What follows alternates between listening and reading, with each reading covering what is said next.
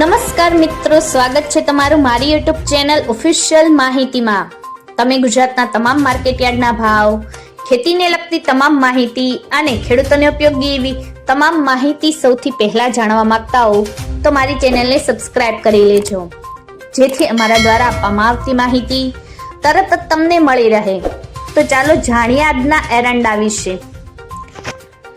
ખેડૂતોને એરંડામાં સારો ભાવ મળે તો મહત્વનો, નહીતર ક્યારેક માથે ઓઢીને પણ રડવાનો વખત આવતો હોય છે। એરંડામાં સામાન્ય રીતે આવકો ઘટે ત્યારે તેજીવાળાની હવાથી ભાવ સુધારો થતો જોવા મળતો હોય છે। હાલ ગુજરાતની દરેક માર્કેટની કુલ મિલાકે એરંડાની 28,000 ગુણીથી 30,000 ગુણીની આવક રહે છે। બજારો સુધરીને મોટા ભાગના યાર્ડોમાં ₹1,350 ને ક્રોસ કરવા લાગી છે। નવા એરંડાની 2500 બોરી આસપાસની આવક પણ થવા લાગી છે। મિત્રો, એરંડામાંથી મળતું દિવેલ તેલ નિકાસબર જણસી હોવાથી પાકનું મહત્વ વધી રહ્યું છે।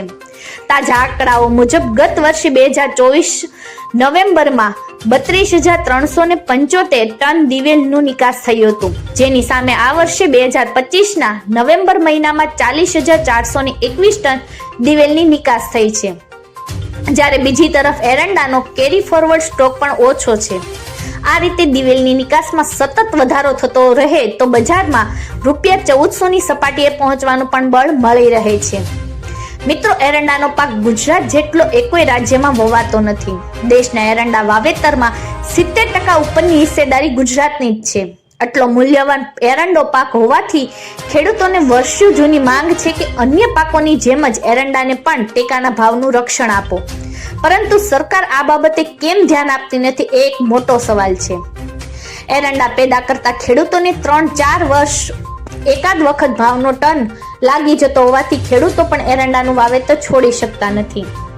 મિત્રો, છેલ્લા 2 થી 3 વર્ષ દરમિયાન ખેડૂતોને એરંડાના ભાવમાં કંઈ વધારી લેવા જેવો નફો ન મળતો હોવાથી વાવેતરમાં સતત કાપ મુકાતો જોવા મળી રહ્યો છે, પરંતુ એની સામે કૃષિ વિભાગે નોંધેલા વાવેતરના આંકડાઓ સામે કાયમ માર્કેટના અભ્યાસુ વેપારીઓ અને ખેડૂતોને શંકાની સૂઈ તાણતા હોય છે। હાલ ઠંડીની ઝલક દેખાવા લાગી છે ત્યારે એરંડાનો પાક થોડોક રંગેરૂપ સારો દેખાવા લાગ્યો છે। એરંડાનું આ વર્ષે જે પણ છેલ્લું વાવેતર થયું હતું એમાં પાછોતરા ભારે વરસાદે પાક બગાડવામાં કંઈ જ બાકી નથી રાખ્યું। મિત્રો, ઘણા ખેડૂતોએ તો જીરું વાવેતરની ગણતરી ન હોય એને 2 વખત તો એરંડાના બીજ સોંપ્યા હતા। એટલે એરંડા વાવેતરના બેલ્ટમાં જૂના સ્ટેજે પહોંચેલા પાક જોવા મળી રહ્યા છે, જેમાં કચ્છ અને બનાસકાંઠાના ઓગત તાલુકામાં ઘણા ખેડૂતોને આગોતરા પાકમાંથી 2 વખત માળાની લલણી કરી લીધી છે, તો કોઈ વિસ્તારોમાં પાછોતરા વાવેતરમાં ધોરીમાળો દેખાવા લાગી છે। મિત્રો, આવી જ વધુ માહિતી મેળવતી રહેવા માટે મારી ચેનલ સાથે જોડાયેલા રહેજો।